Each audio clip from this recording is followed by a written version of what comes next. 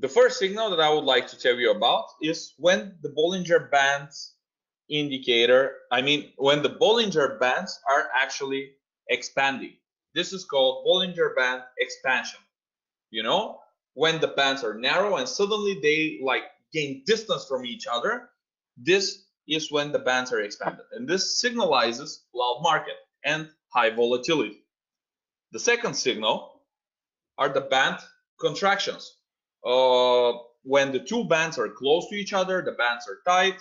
This happens when the volatility with the respective assets is like low. This is likely to be showing you that the market is quiet. And this is pretty frequently associated with say corrections or consolidations or some other ranging price activity. Another signal is when the price action is hitting the upper band of the Bollinger Bands indicator. So this is like a tricky signal. And the reason for this is that there is no certain indication about what exactly is happening when the price is hitting either the upper or the lower band.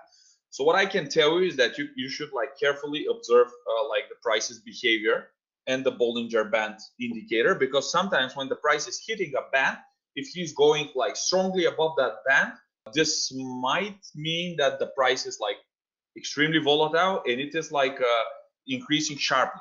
But at the same time, it could also be an overbought or an oversold signal. So depending on the different market conditions, this could have a different meaning.